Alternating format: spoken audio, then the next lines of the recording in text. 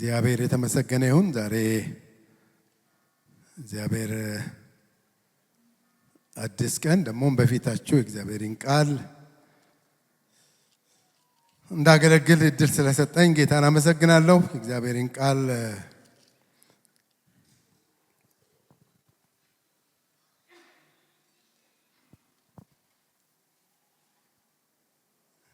ከሐዋርያው የጳውሎስ መልእክት ወደ ኤፌሶን ሰዎች ምዕራፍ 5 ላይ እናነብና አጭር ጸሎት ጸልየን ቀጥታ ወደ እግዚአብሔር ቃል እንሄዳለን። እንዲህ ይላል።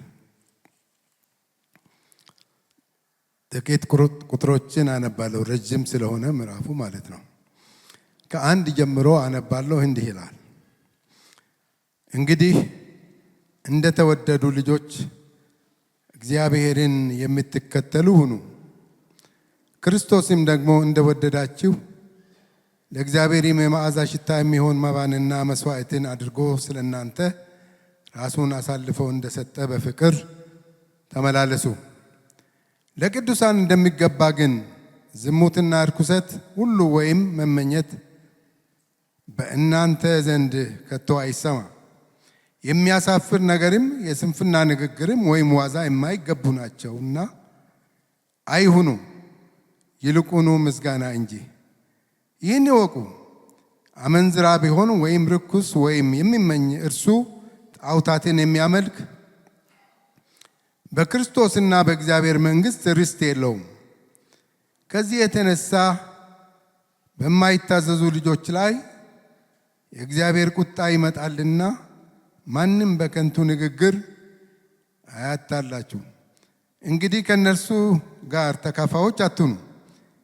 ደግሞም ቀድሞ ጨለማ ነበራችሁ፣ አሁን ግን በጌታ ብርሃን ናችሁ። የብርሃኑ ፍሬ በበጎነትና በጽድቅ በእውነትም ሁሉ ነውና ለጌታ ደስ የሚያሰኘውን እየመረመራችሁ እንደ ብርሃን ልጆች ተመላለሱ። ፍሬ ከሌለው ከጨለማ ሥራ ጋር አትተባበሩ፣ ይልቁኑ ግለጡት እንጂ። እነርሱ በስውር ስለሚያደርጉት መናገር እንኳን ነውር ነውና፣ ሁሉ ግን በብርሃን ሲገለጥ ይታያል። የሚታየው ሁሉ ብርሃን ነውና። ስለዚህ አንተ የምትተኛ ንቃ፣ ከሙታንም ተነሳ፣ ክርስቶስም ያበራልሃል ይላል። ጸልያለን። ሁላችንም ጸልያለን።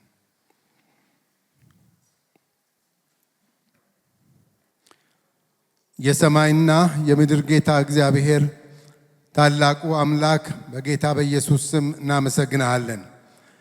ጌታ ሆይ አንተ እንድናመልክ ጤና ስለሰጠህን ወደዚህ እንድንመጣም ስለረዳህን የዘላለም አምላክ እግዚአብሔር ሆይ ደግሞ አሁን በፊቴ አለን፣ ቃልን ስንሰማ በፊቴ አለን። እግዚአብሔር የዘላለም አምላክ ሆይ ቃልህን የምንሰማበትን ደሞም ለተናጋሪ ሁሉ ጸጋ በመስጠት ለሰሚዎችም ጸጋ በመስጠት በዚህ እንድትረዳን በኢየሱስ ስም ጸልያለሁ። ማንኛውም ሐሳባችን የሚሰርቅ ክፉ ነገር በጌታ በኢየሱስ ስም የታሰረ ይሁን። እኔም መናገር የሚገባኝን ብቻ እንድናገር አቤቱ የዘላለም አምላክ ሆይ እንድትረዳኝ፣ ካንተ ያልሆነ ማንኛውም ነገር ወደ ወገኖቼ ልብና ሐሳብ እንዳይመጣ በኢየሱስ ስም የተከለከለ ይሁን። ቃልህን ግን በግልጽነት መናገር እንድንችል እግዚአብሔር ሆይ በመንፈስ የሆነ ድፍረትን እንድትሰጠኝ በኢየሱስ ስም ጸልያለሁ። ክብር ሁሉ ለአንተ ይሁን በኢየሱስ ስም።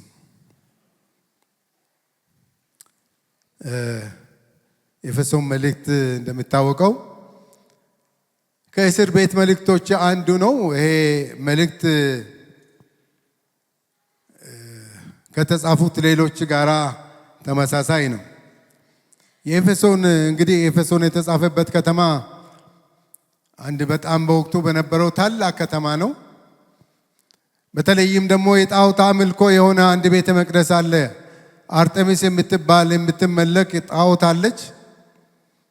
ሐዋርያት ሥራ ምዕራፍ 19 ላይ ስንመለከት ወንጌል ሲሰበክ እነዚህ ሰዎች አርጤሚስ ታላቅ ነች እያሉ ያውኩ ነበረ ብሎ ይናገራል። ይህ ብቻ አይደለም። የኤፌሶን መልእክት ከማንኛውም የአዲስ ኪዳን መልእክት ስለ ቤተ ክርስቲያን የሚናገር የቤተ ክርስቲያንን ሁኔታ የሚገልጽ ነው። ኤፌሶን ምዕራፍ 2 ከ19 ጀምሮ ስንመለከት ሌላው ቤተ ክርስቲያን በዚህ ዓለም ስትኖር እንዴት መመላለስና መኖር እንዳለባት ግልጽ የሆነ መመሪያንም ይሰጣል። ምዕራፍ 1 ላይ ስትመለከቱ በተጠራችሁበት መጠራት ተመላለሱ ስለሚል እዚህ ምዕራፍ 5 ላይም እንዳነበብነው እዛው ተመላለሱ ብሎ ይናገራል፣ መመሪያን ይሰጣል።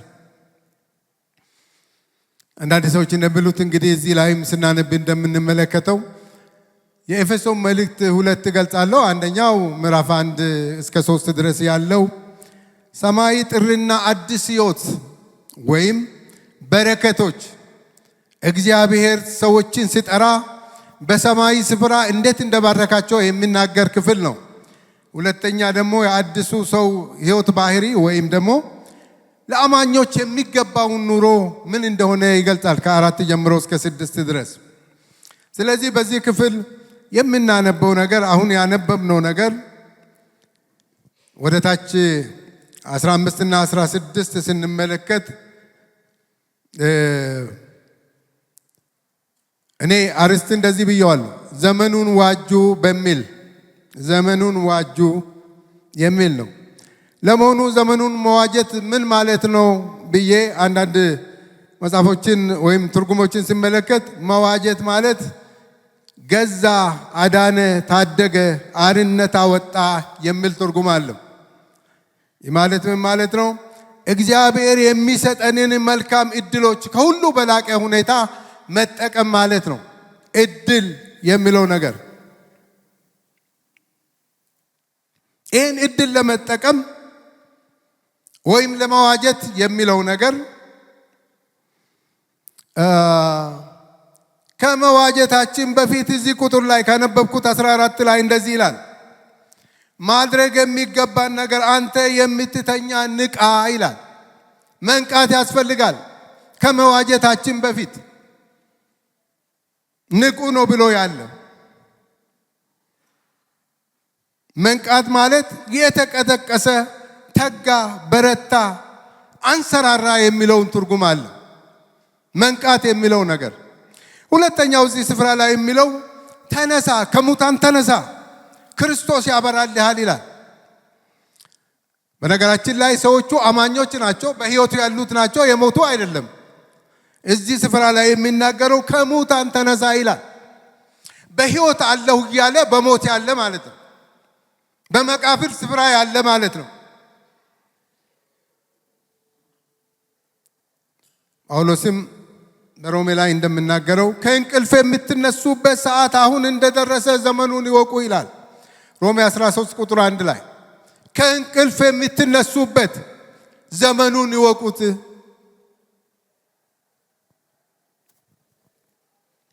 እድሎችን ለመጠቀም ዘመኑን ማወቅ ያስፈልጋል ማለት ነው። መመላለስ እንደዛ ለሌሎች ሁሉ ለመዋጀት ወይም ደግሞ ምስክር ለመሆን ራሳችን መንቃት ያስፈልገናል ማለት ነው። እድሎችን ለመጠቀም ይሄ የምናገረው የተጠቀሰው የእንግሊዘኛ ትርጉም ኦፖርቹኒቲ የሚለው ነው ይላሉ ሰዎች፣ ግን ብዙ ግልጽነት የለውም ይባላል። ይሄ የምናገረው አንዳንድ ያነበቡ ሰዎች ሲናገሩ የላቲን ቋንቋ ነው። ይሄ የላቲን ቋንቋ ደግሞ ምንድነው?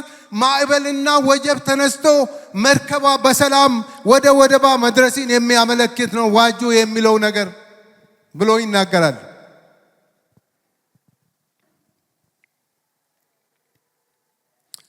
ወገኖቼ ይሄ መጽሐፍ ቅዱስ የሚለው ዘመኑን ዋጁ ይላልና እንግዳውስ ዘመንን ለማዋጀት አንድ ይሄ የጥንታዊ ቻይናውያን አባባል የሚባለው ነገር አንድ ነገር እሷን ልጥቀስና ወደዛ ልግባ። መልካም እድል ወደ አንተ በቀረበ ጊዜ ትይዞ ዘንድ መያዣው ይዘረጋልሃል፣ አንዴ ካመለጠ ግን ልታገኘው አትችልም የሚል አባባል አላቸዋል። እድሎችን እንድትጠቀም መያዣን ያደርግልሃል ይላሉ አሉ እነሱ። ዘመንን ለማዋጀት እንግዳውስ ምን እናድርግ የሚለውን ነገር አንድ ጥቂት ነገሮችን እናገራለሁ። እዚህ ላይ እንደምንናገረው እንግዲህ እንደተወደዱ ልጆች እግዚአብሔርን የምትከተሉ ሁኑ ብሎ ይናገራል። እግዚአብሔርን እንደሚከተሉ ሰዎች እግዚአብሔርን የሚከተሉ ምን ያደርጋሉ ብለን ስንመለከት ምዕራፍ 4 ቁጥር 17 ላይ ስንመለከት አሮጌ ነገራችሁን አውልቃችሁታል፣ አዲስ ልብስ ለብሳችሁታል፣ አዲስ ማንነት አለ ይላል። እሱም ማውለቅ ያስፈልጋል። እድሉን ለመጠቀም ብሎ ይናገራል። እንደተወደዱ ልጆች ምን ሁኑ? ክርስቶስን የምትከተሉ ደግሞም ክርስቶስም እንደወደዳችሁ ለእግዚአብሔር የመዓዛ ሽታ የሚሆንን መባንና መስዋዕትን አድርጎ ስለ እናንተ ራሱን አሳልፎ እንደሰጠ በፍቅር ተመላለሱ ብሎ ነው የሚናገረው። በፍቅር አንደኛው በፍቅርና በንጽህና በመመላለስ ዘመኑን መዋጀት ነው እዚህ ላይ የሚናገረው ነገር። መቼስ ልጆች ሲወለዱ ቤተሰብን ይመስላሉ አይደለም? ቤተሰብን እንደምትከተሉ የምትመስሉ ይላል አዲሱ መደበኛ ትርጉም ላይ። የምትከተሉ ሁኑ። መከተል ይቻላል በደመ ነፍስ። እንደምትከተሉ ሁኑ።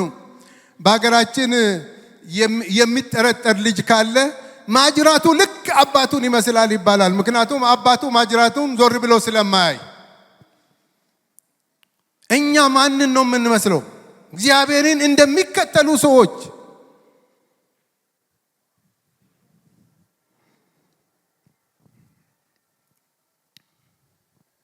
እግዚአብሔርን መከተል። ሐዋርያው ቅዱስ ጳውሎስ እኔ የሚሰሉ ይላል በድፍረት። በቀለ እኔ የሚሰሉ ማለት ይችል ይሆን? በዚህ ዘመን ማለት ነው።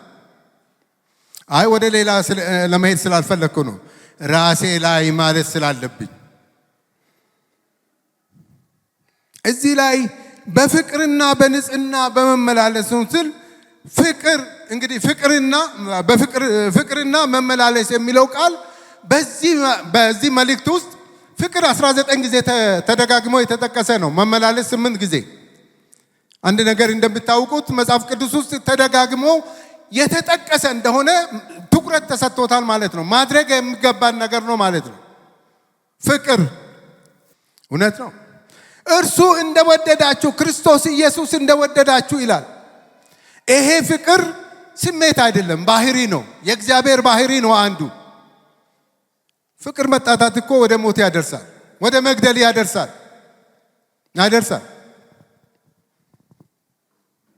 ያለ ፍቅር የሚደረግ ማንኛውም ነገር ዋጋ የለውም።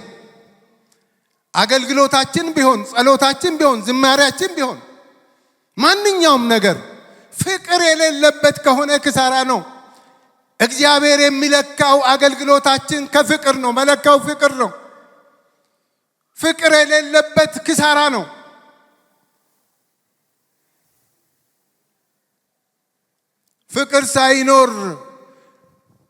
ፍቅር ሳይኖር ውሸትን በመሐላ እውነት ማድረግ አንችልም ወገኖቼ። ያው እጅን ልምታ።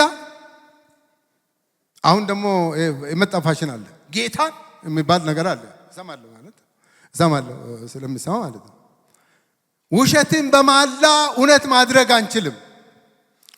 ስለዚህ ፍቅር በጣም አስፈላጊ ነው። በፍቅር ተመላለሱ ስለምል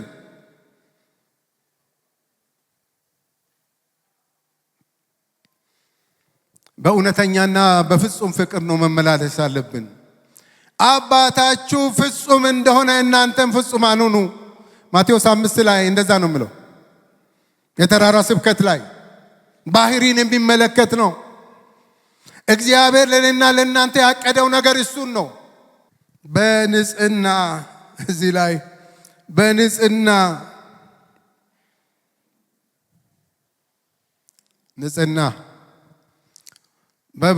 በብሉይ ኪዳን ዘመን ንጽህና በተለያየ ነገሮች ሰዎች ይነጹ ነበረ፣ ልብሳቸውን በማጠብ ገላቸውን በማጠብ። አሁን ግን በአዲስ ኪዳን በክርስቶስ ኢየሱስ ደም ነጽተናል። ደግሞ መንጻት ይቻላል። ሐዋርያ ዮሐንስ እንደሚናገር ምዕራፍ 1 ላይ የክርስቶስ ኢየሱስ ደም ከኃጢአት ሁሉ ያነጻል ብሎ ይናገራል። የሚያነጻ የተገለጠ በመጽሐፍ ቅዱስ እውነት ላይ የተገለጸ እኛን ያዳነን ከኃጢአታችን ሁሉ ነፃ ያወጣን ያጠበን ጌታ ራሳችን እንድንጠይቅ ያስፈልጋል። ይሄ ፍቅር ቀዝቅዞብን ይሆን? እኔ አሁን ራሴን ስመለከት ማለቴ ነው፣ እናንተን አላልኩም። ራሴን ስመለከት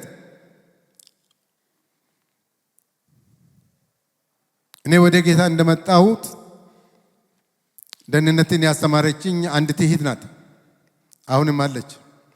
ጋርመንት ሙሉ ወንጌል ነው ያለች እና ፍቅርን ከሷ አይቼ ነው። ኢየሱስ የሚባለውን ነገር አላየሁትም ፈጽሞ።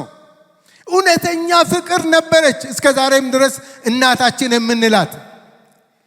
አሁን እኔን ሰዎች ቢከተሉ ምንን አይተውም? በእውነት ራሳችን እንድንጠይቅ ያስፈልጋል። ፍቅሩ ቀዝቅዞብን ይሁን? በፍቅርና በንጽህና ተመላለሱ። መዋጀት የሚቻለው እድሉን መጠቀም የሚቻለው በዛ ነው። መጮህ ይቻላል። ፍቅር የሌለበት ሐዋርያው ቅዱስ ጳውሎስ እንደምናገረው ሮሜ 1ኛ ቆሮንቶስ 13 ላይ እንደሚጮሁ ነኝ ነሐስ ነኝ ይላል። ፍቅር ከሌለበት ታውቃላችሁ 1ኛ ቆሮንቶስ 12 13 14 ስለ ፍቅር ስለ ጸጋ ስጦታ ያወራል። ሰዎች ሁሉ ጸጋ ስጦታ አላቸው፣ 9ኙን አላቸው። 9ኙን እንበል እንጂ አላቸው። በሕይወታቸው ያልተገለጠ ገና በጥላቻ ያሉ ሰዎች ያው እሱን ታውቃላችሁ። እሱ ያው የተባለውን ነገር ታውቃላችሁ እናንተ መጽሐፍ ቅዱስን ስለምታነቡ ማለት ነው። ያኛውን መንካት የለብኝም። ስለዚህ ዘመኑን ለመዋጀት ፍቅር ያስፈልጋል ወገኖቼ። በፍቅር ካልተመላለስን፣ በንጽህና ካልተመላለስን በየመስሪያ ቤቱ የሚያደክም እሱ አይደል እንዴ? እሱ አይደል እንዴ? ከኔ ይልቅ እናንተ ታውቃላችሁ። እውነት እግዚአብሔርን የሚፈሩ በተቀመጡበት ቦታ እግዚአብሔርን የሚፈሩ ሰዎች በፍቅር ነው ያገለገሉ ያሉት።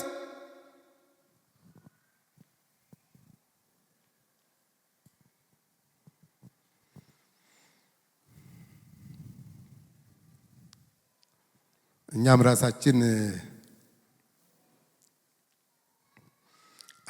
አጋጣሚዎችን እየተጠቀምን ወንጌል እያደረስን ነው። ራሴን የጠየቅኩበት ነው። አንድ ያነበብኩት ታሪክ አለ። አንድ ፓስተር ወደ አንድ ወጣት መጣና ስለ ጌታ እየመሰከርክ ነው ስል፣ አይ ትምህርት ላይ ነኝ ከጨረስኩ በኋላ ነው የምመሰክረው አለ። እና ፓስተሩ ያለው ሻማ አብርተህ ታውቃለህ ወይ አለው። አዎ ሻማ አብርቼ አውቃለሁ አለ። እና ሻማው መቼ ነው የሚያበራ? ቀልጦ ሲያበቃ ነው ወይስ ስትለክሶ ነው የሚያበራ አለው። አይ ቀልጦ ሲያበቃማ አለቀ ማለት ነው አለው። እንግዳውስ አንተም ትምህርት እስክትጨርስ ድረስ አትቆይ፣ አንተም ራስህ እየተማርክ ስለ ኢየሱስ መስክር አለው ይላል ታሪኩን ያነበብኩት። እኔና እናንተስ እድሉን እየተጠቀምን ዘመኑን ዋጅ ማለት እኮ እግዚአብሔር በሰጠን አጋጣሚ ሁሉ እግዚአብሔር ማገልገል ነው። ሌላ ነገር አይደል። እሱን ነው ድነናል።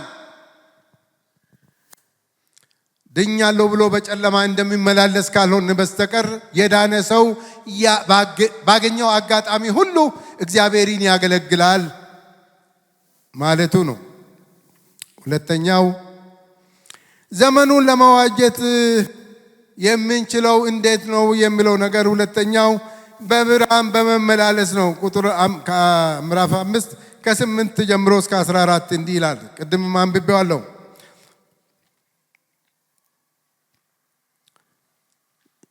ከ3 ጀምሮ ላንብበው። ለቅዱሳን እንደሚገባ ግን ዝሙትና እርኩሰት ሁሉ ወይም መመኘት በእናንተ ዘንድ ከቶ አይሰማ። የሚያሳፍር ነገርም የስንፍና ንግግርም ወይም ዋዛ የማይገቡ ናቸውና አይሁኑ፣ ይልቁኑ ምስጋና እንጂ። ይህን እወቁ፣ አመንዝራም ቢሆን ወይም ርኩስ ወይም የሚመኝ እርሱ ጣዖትን የሚያመልክ በክርስቶስና በእግዚአብሔር መንግሥት ርስት የለውም። ከዚህ የተነሳ በማይታዘዙ ልጆች ላይ የእግዚአብሔር ቁጣ ይመጣልና ማንም በከንቱ ንግግር አያታላችሁ። እንግዲህ ከእነርሱ ጋር ተካፋዮች አትሁኑ። ቀድሞ ጨለማ ነበራችሁ፣ አሁን ግን በጌታ ብርሃን ናችሁ። የብርሃኑ ፍሬ በበጎነትና በጽድቅ በእውነትም ሁሉ ነውና ለጌታ ደስ የሚያሰኘውን እየመረመራችሁ እንደ ብርሃን ልጆች ተመላለሱ ይላል። ሁለተኛው ዘመኑን መዋጀት የምንችለው በብርሃን በመመላለስ ነው። እዚህ ላይ ቁጥር 10 ላይ እንደዛ አለ፣ በብርሃን በመመላለስ ነው። ለምን ይላል? ቀድሞ ጨለማ ነበራችሁ፣ አሁን ግን በጌታ ብርሃን ናችሁ። የብርሃኑ ፍሬ በበጎነትና በጽድቅ በእውነትም ሁሉ ነውና ለጌታ ደስ የሚያሰኘውን እየመረመራችሁ እንደ ብርሃን ልጆች ተመላለሱ ብሎ ይናገራል። እንደ ብርሃን ልጆች መመላለስ። ብርሃን ከጨለማ ጋር ህብረት የለውም። ታውቃላችሁ። ሁለቱን አንድ ላይ ማስቀመጥ ይቻላል እንዴ? ይቻላል። ሞክራችሁታል? እኔ ሞክሬያለሁ በቤቴ። አንዳንድ ጊዜ በሩን ሁሉ ዘግቼ መጋረጃውን ሁሉ ዘግቼ ብርሃን እንዳይወጣብኝ ብዬ ሳጠፋ ግን በአንዴ ጨለማው መጥቶ በቃ ይወረዋል። ብርሃንም እንዴት እንደወጣ አላቅም። እዚህ ስፍራ ላይ በብርሃን ተመላለሱ ይላል። ጨለማ ይሄዳል። ካልሆነ ያው እንግዲህ በጨለማ እየኖረ በብርሃን አለሁ እንደሚል አይነት እንዳይሆንብን ማለት ነው። ዘመኑን ለመዋጀት በብርሃን መመላለስ እንዳለብን የሚናገር ነው። በዚህ ስፍራ ላይ ሐዋርያው የሚናገረው ብርሃንና ጨለማ በጥበብና በሞኝነት መካከል ያለው ንጽጽር በማቅረብ ሞኝና ጥበበኛ ይላል፣ ብርሃንና ጨለማ ይላል። እኛ ደግሞ የዓለም ብርሃን ልንሆን ነው የተጠራ ነው። ማቴዎስ ላይ እንደሚናገር ብርሃንና ጨው ሁኑ አይደለም ብለው አይደለም? እንደዛ አንብባል ነው። እናንተ ያላነበባችሁ እንዴ? 5:13 ጀምሮ እስከ 16 ድረስ በጨውና በብርሃን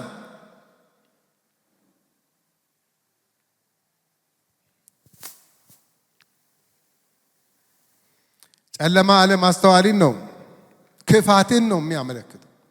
ሰው በክፋት እያለ በብርሃን አለሁ እንዴት ይላል? ስንት ነገር አለ። እግዚአብሔር ይርዳን እንጂ መቼስ የሰው ልብ የሚመረምር እግዚአብሔር አይደለ? ይቻላል እኮ ብዙ ነገር ማድረግ ይቻላል። እዚህ ቆሜ እንደሚለፈልፈው አይነት መለፍለፍ ይቻላል። ሕይወት ግን ከሱ የተለየ ነው። የጨለማ ስራም ተዘርዝሯል። የጨለማ ስራ በዚህ ስፍራ ላይ ተዘርዝሯል። የተገለጠ ነው። ገላትያ ላይ እንደምናገርም የሥጋ ስራ የተገለጠ ነው ላል። እሱን ታውቃላችሁ። አሁን አልተዘረዝርም። ይሄም ተመሳሳዩ ነው። አንደኛ ቆሮንቶስ ምዕራፍ 6 ላይ የሚናገረው የተዘረዘሩ ተመሳሳይ ናቸው። የሥጋ ስራ የተገለጠ ነው። እሱ አንጽም፣ ክፋት ነው፣ አመፃ ነው፣ እርኩሰት ነው ብሎ ይናገራል። ብርሃን ንጽህናን፣ እውነትን የሚያመለክት ነው። ከጨለማ ስራ ጋር አለመተባበር። እናንተ ብርሃን ናችሁ አይደለም ብለው ሁለተኛ ቆሮንቶስ ምዕራፍ 6 ከ14 ጀምሮ ብርሃንና ጨለማ አብሮ የማይሄዱ ናቸው። በሁለት አይነት አትረስ። ብርሃንና ጨለማ አብሮ መሄድ አይችልም። አጋንንትና ጌታን አንድ ላይ ማምለክ አንችልም። ሁለቱ የተለያዩ ነገሮች ናቸው ብሎ ጳውሎስ ይናገራል። የጨለማ ስራ የተገለጠ ነው። የብርሃን ፍሬ በበጎነትና በጽድቅ በእውነትም ነው ይላል። በጎነት የእግዚአብሔርን በጎነት ካየን መቼስ ለሌሎች በጎ ማድረግን አይከብደንም። ጽድቅ የሚለው ነገር እውነት፣ ትክክለኛ ማለት ነው። በእውነት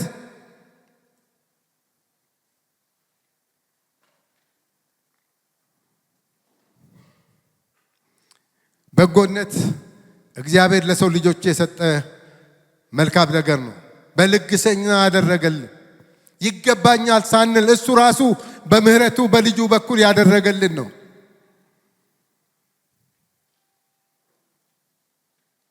እንደነንና እኛ ዘመኑን እየዋጀን ነው።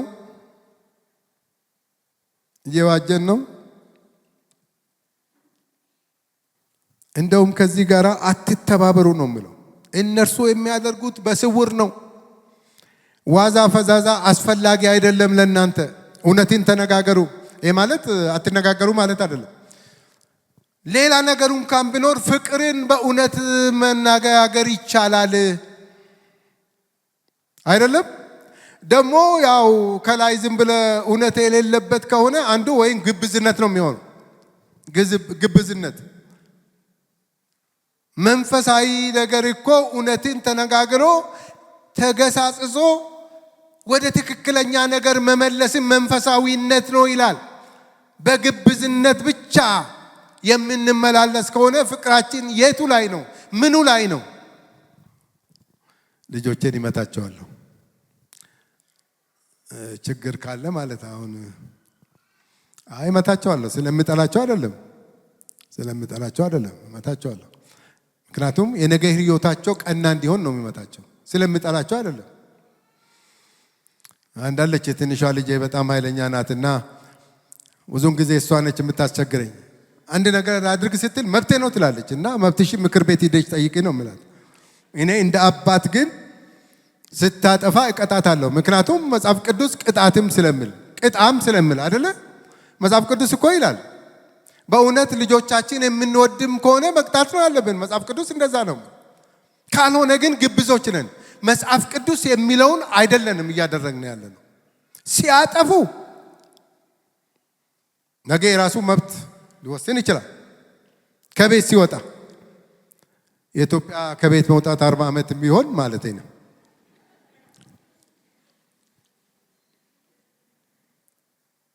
በእኛ ስር እስካለን ድረስ ለልጆቻችን የምናስብ ከሆነ መቅጣት ነው ያለብን። ሲያጠፉ እያየን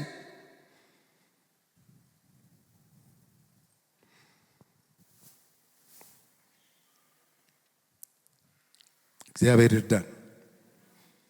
መናገር ቀላል ነው ብዬ ነው። መናገር ቀላል ነው፣ መኖር ግን ከባድ ነው።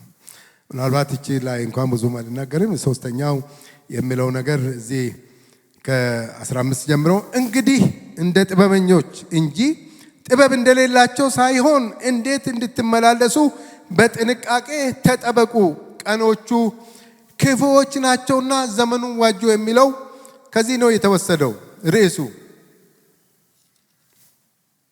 እንግዲህ ጥበበኞች እንጂ ጥበብ እንደሌላቸው ሳይሆን እንዴት እንድትመላለሱ በጥንቃቄ ተጠበቁ፣ ቀኖቹ ክፉዎች ናቸውና። በጥበብ መመላለስ ዘመኑን መዋጀት የምንችለው በጥበብ በመመላለስ ነው ይላል።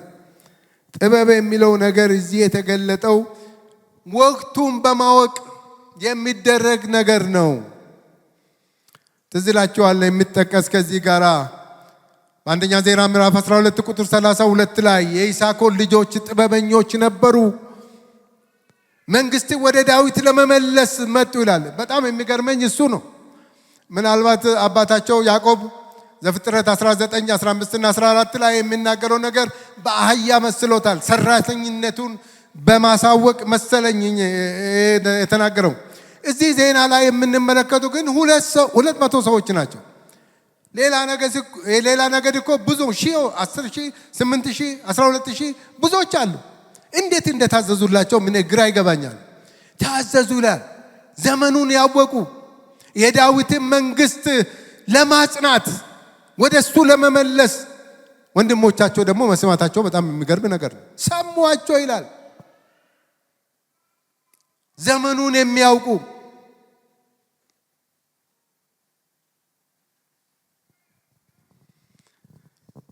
ጥበብ ሲጀመር ጥበብ የሚለው ነገር እግዚአብሔርን መፍራት ነው ይላል መጽሐፍ ቅዱስ። የጥበብ መጀመሪያ እግዚአብሔርን መፍራት ነው። ለልጆቻችን ብቻ ሳይሆን ለራሳችንም ያስፈልገናል አይደለ? የጥበብ መጀመሪያ ምሳሌ 1:7 የጥበብ መጀመሪያ እግዚአብሔር መፍራት ነው። ሌላ ለመናገር ምን ይከብዳል? አይከብድም። ለራሳችን ነው እንጂ ለራሳችን ነው። እግዚአብሔርን በመፍራት መመላለስ ጥበብ እሱ ነው። ሰነፍ ደግሞ እግዚአብሔር የለም ይላል ዘማሪው። እግዚአብሔር የለም እሱ የለም ስላለ እግዚአብሔር የለም ማለት አይደል። እግዚአብሔር አለ። በኮሙኒስቶች ጊዜ የሚሉት ነበር ዛን ጊዜ የት አለ እግዚአብሔር ካለ እስቲ አሁኑ ያፍርጠኛ ይላል። እግዚአብሔር እሱ እንደሱ ትዕቢተኛ አይደለም። ለምን ያፈርጠዋል? ሆድ ቁርጠትን ብልክበት እኮ ምንም አቅም እኮ የለው ይሉ ነበር። አውቃለሁ። እዛን ጊዜም ወጣት ነበርኩ። እግዚአብሔር እንደ ሰው ትዕቢተኛ አይደለም። እግዚአብሔር ታጋሽ ነው፣ ማሪ ነው። እንደኛ ቢሆን እግዚአብሔር በሁኔታ የሚለዋወጥ ቢሆን እኔስ ራሴ እዚህ መቼ እኖር ነበር? በእውነት ከባድ እኮ መናገር እኮ ነገርና መኖር ሌላ ነው።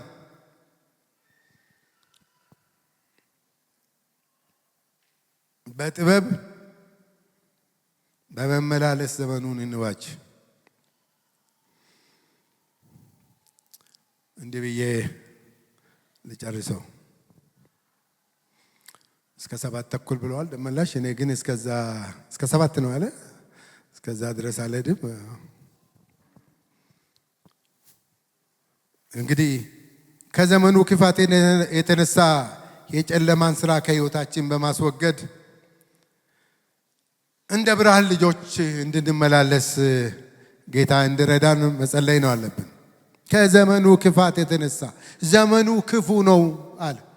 ዘመኑ ክፉ ነው፣ ግን እንደ ጥበበኛ በመመላለስ እኛ ከህይወታችን ክፋትን፣ አመፃን ሁሉ እንድናስወግድ ወይም ደግሞ እንደ ብርሃን ልጆች በጥንቃቄ እንድንመላለስ ጌታ እንዲረዳን መጸለይ ነው ያለብን።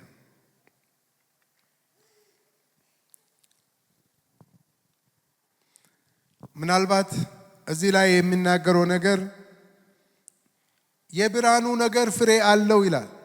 ፍሬ አለው። ፍሬው በጎነት ነው፣ እውነት ነው፣ ጽድቅ ነው ይላል። የጨለማ ስራ ደግሞ የተገለጠ ነገር ነው። ይህን ሁሉ እንግዲህ እኛ የመጀመሪያ ነገር እግዚአብሔርን በመፍራት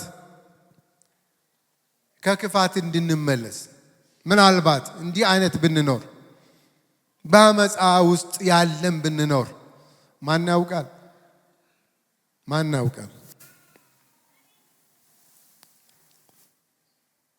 እና ደግሞ በጨለማ ውስጥም ነው ያለሁት እስካሁንም ይሄ የምታወራውን ብርሃን አላውቅም የሚልም ካለ ልንጸልይለት እንችላለን ወደ ብርሃን እንዲመጣ። እኔ ብርሃን ነኝ ያለው እግዚአብሔር ራሱ ነው። ክርስቶስ ኢየሱስ ብርሃናችን ነው። ጨለማችን ያስወገደልን እሱ ነው። እንደ ተወደዱ ልጆች እሱ ወደዶ ሲጀመር እኛ አይደለም የሚወደን፣ አስቀድሞ እሱ ነው የወደደን። ፍቅሩ እንኳን በኋላ ነው የገባን፣ እኛ አናውቅም ነበር።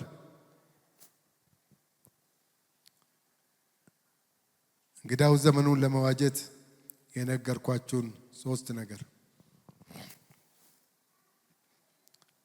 በፍቅር በመመላለስ እንደገና በብርሃን በመመላለስና በጥበብ በመመላለስ ዘመኑን መዋጀት እንድንችል እግዚአብሔር እንዲረዳን ሁላችንም ልንጸልይና አጋጣሚዎቹን ሁሉ መጠቀም አለብን። እግዚአብሔር ደግሞ ይረዳል። ለሚፈልጉት ፈቃደኛ ለሆኑት ነው። ታዲያ አንገቴን ቆልምሞ እሱን እንዲከተል አላደረገኝም። ፈቅጄ ነው። ሕይወት መሆኑን እንኳን የገባኝ በኋላ ነው። ሁላችንም እንጸልያለን።